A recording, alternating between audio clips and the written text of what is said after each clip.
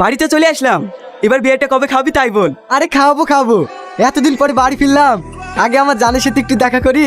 তোকে এখন তুই না দেখলে চিনতে পারবে, আর তুই বা এখন ওকে দেখে চিনতে পারবি? আরে তুহিনের ফটো ওর আব্বু আমাকে পাঠায়, আমি ওকে চিনতে পারবো।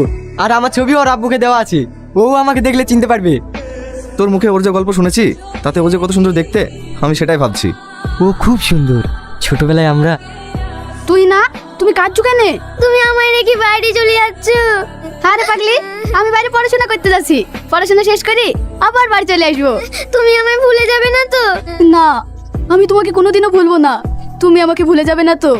না, কখনো ভুলবো না। আমার জান। আরে তোদের সঙ্গে ওর দেখা করিয়ে দেবো।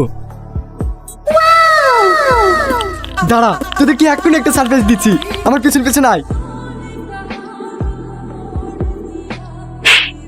তোর এত বড় স্পর্ধা, তুই আমার গায়ে টাচ করিস? তুমি আমাকে চিনতে পারছো না? আমি রিয়াজ। কোন রিয়াজ? আমি কোনো রিয়াজকে চিনি না, অসভ্য জানোয়ার কোথাকার। বাবা মা কি শিক্ষা দিয়েছে মেয়েদেরকে এভাবে পেছন থেকে টাচ করতে? তুই না, তুমি আমাকে চিনতে পারছো না? আমি রিয়াজ। দেখ, তোকে আমি আবারও বলছি, আমি কোনো রিয়াজকে চিনি না। এবার যদি বেশি বকিস তাহলে কিন্তু আমি থানা পুলিশ করবো। এই সেই তো তুই না। বাহ, দারুণ সারপ্রাইজ দিলি, আমরা চোখের সামনে দেখে নিলাম তোর সেই ভালোবাসার গল্প। ভালো আছে বাবা জীবন, আমি তোমার আসার খবর পেয়ে ছুটি চলে এসেছি। আমি আপনার বাবা জীবন না, মুখ সামনে কথা বলবেন। এমন বলছো কেন বাপ? আপনার মেয়ে আমাকে অপমান করেছে, আমায় ছোট করেছে। আমি আপনাদের কাউকে চিনি না, বেরিয়ে যান এই বাড়ি থেকে, কোনোদিন এই বাড়িতে পা দেবেন না। আপনার মেয়ে আমায় অস্বীকার করেছে, আমায় ছোট করেছে, আমায় গালি দিয়েছে। তাই আমি আপনাদের সঙ্গে কোনো সম্পর্ক রাখতে চাই না। আর আপনি এই বাড়িতে কোনোদিন আসবেন না, নাহলে আপনার ঘাড় ধাক্কা দিয়ে বাড়ি থেকে বার করে দিতে বাধ্য হবো।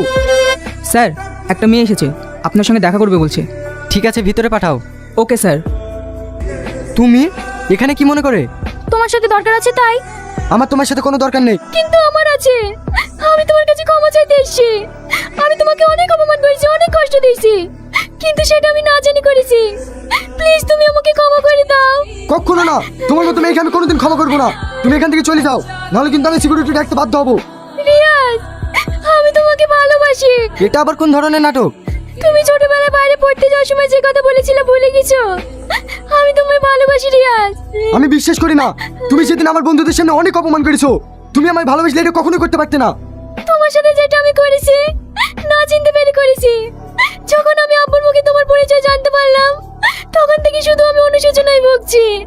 তাই তুমি আমাকে যা সাজা দিয়ে দাও, তবে আমায় তুমি ফিরিয়ে দিও না। সত্যি আমি তোমায় ভালোবাসি।